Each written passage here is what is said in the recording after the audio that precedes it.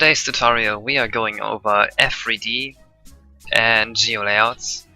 For that I have imported a random model anywhere into ROM, into Kaze grounds, because that's easily accessible.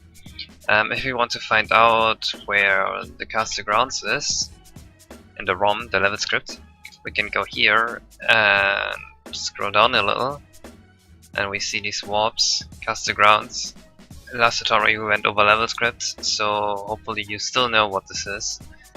This goes to 04E4, which is right here. The importer actually changes this line of code when importing stuff. So if we go here, we will see this 00 comment jumping to this position. So let's go there. So to explain how F3D works, let's first import our own custom model. For that I will use model ID 35. We will first just go over F3D, so we will use the 2.1 comment, and let's note down a few things. First, wait, I need a model to import.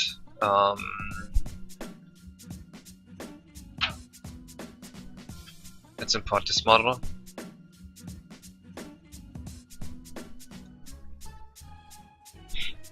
Alright, let's open the custom importer. The model is already loaded. Now this is where we want the display list pointer to be written to. In the importer just test pointer, we will write this number down here. Now we need space to write our data to. Luckily the importer gives us a lot of space. So bank E is where usually your level would be loaded in. Bank E is very large, so we can just go to the end of bank E, or well, you could go into the middle of it depending on how big your level is. Just search for some free space. I know this isn't used, this is probably from a previous import I have done, so let's just overwrite this, doesn't really matter. In your ROM there will probably be zeros. We need to subtract the start of bank E to get the segmented offset. We've already done this in the last tutorial, I hope you remember this. If not, you should maybe rewatch it. You can put import collision on and write a pointer to the 2a comment from the behavior scripts here, but I won't be doing that. We already know how behavior scripts work. So let's just import the level. But yeah, I wrote the 2.1 comment and didn't save. Alright, now it should be closed. So now you see there's a bunch of stuff here. Let's go over what the stuff means. So first off, we have an E7 comment. This is usually at the beginning of a display list. Usually it should be B6 at the beginning and B7 at the end. That's how the original game does it always. I don't know why the importer does it this way, but it doesn't really matter for us right now. This is where the display list starts. If you go to this address, we will see this is our pointer. If we now add the value of the start of the segment, we will be back here, right at the beginning. So this is where the display list is. B8 ends the display list. B6 sets a few parameters. B7 deactivates these parameters again. I don't really know what every single comment does, but luckily we have our polygon display list comments. At least that's how the text file is called. You can find this on my Google site. There's a bunch of stuff in it. I don't want to go over every single hex script comment anymore. I think by now you should have understood how hex scripts work. This points to the normals, to the normal colors, which are right at the beginning of the file. I mean of the data that the importer imports. And then we see a bunch of 04 comments, depending on how big our file is. Each 04 comments loads a bunch of vertices, and this first thing points right after the normals. So then what the importer does, it puts the normal colors, then it puts a bunch of vertices, then it puts the display list, and that's all it puts when you import a custom data. When you use the custom importer to a custom location. And we see the FD comment, it goes to bank 9 position 5800. Let me show you quickly what this FD comment does. this thing. This usually loads textures, but since the model I used was untextured, it just points to bank 9, which is kind of a bank that you choose. It looks really random, and it will probably be like a door texture or a window texture or something in game, but we don't really need that anyway.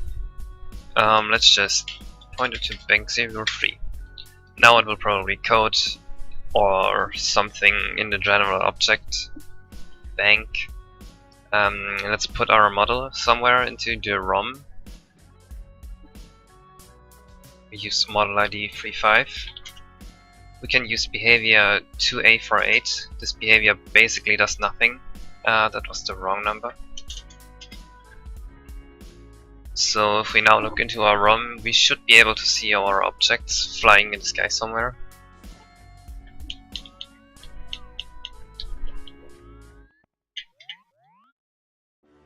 Not. Ah, here it is.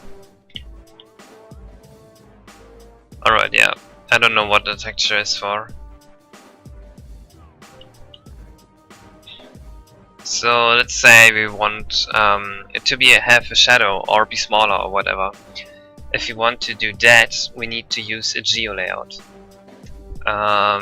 So now we have to go back to here and change this comment. So this points to the display list. Let's just copy this for now and use the to-do comment.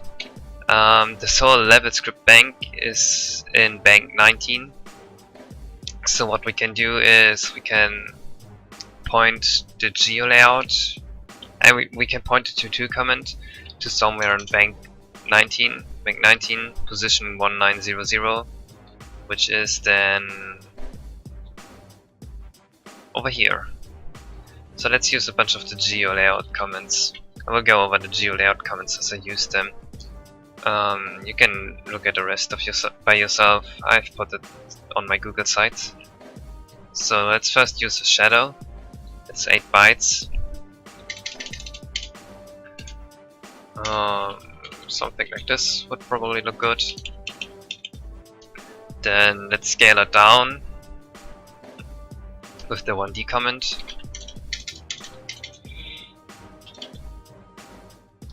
$4000 is normal size for Mario.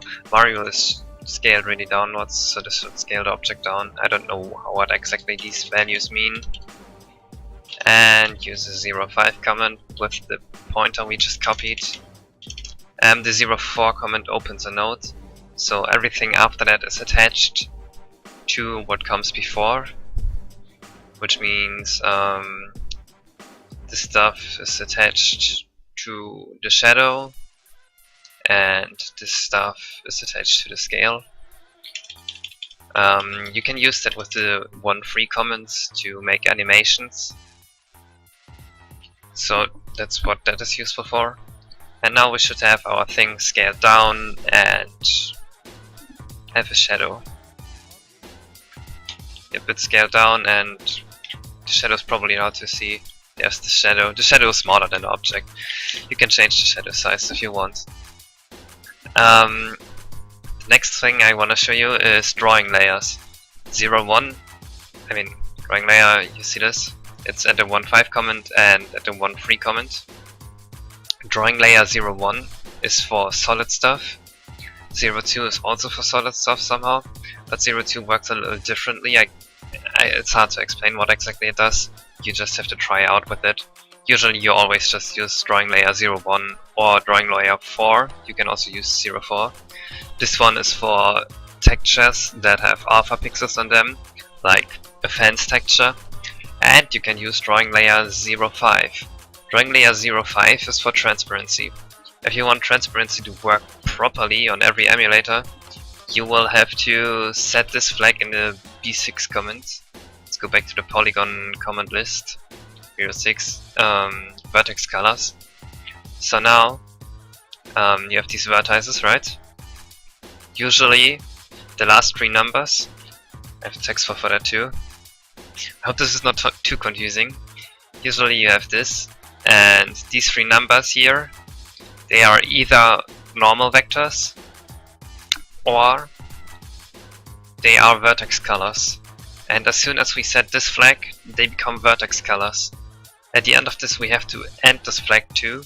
Otherwise everything after that will also have normal colors until something else ends the flag. So the last byte is transparency, and this one's only active if you have activated vertex colors. So I don't know, let's make everything white and semi-transparent. Just to show that this would work. Actually this won't be perfectly white because there is still the texture on it.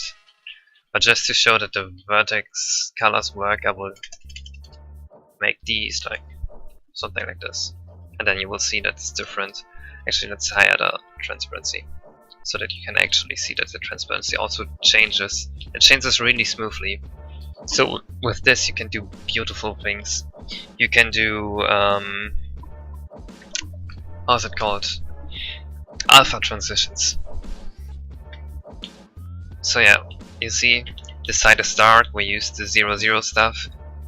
This side is half bright. This kind of changes slowly into dark and into less transparent. The texture on this is pretty screwed up. That is because we used code as a texture probably, and not like actual stuff. Oh yeah, something you can also do is you can set this to 2, and then you will see the back sides. Right now you see this side, and as soon as we go past it with the camera, we don't see it anymore, right? Right, let me show that properly. You see, this side is here, and we don't see it from this side. If you have this flag on, you will see it from both sides. It's useful for some things. And what alpha transitions are, I can really quickly show you that in my ROM hack. They are nice for making things look smoothly. You see this? This slowly changes into the proper sand texture. That's what you can do with alpha transitions. I use this like everywhere. Kinda looks weird right now because I've changed the normals, but usually if you have the normal colors to FFF, it will look good. And that's basically everything for this tutorial.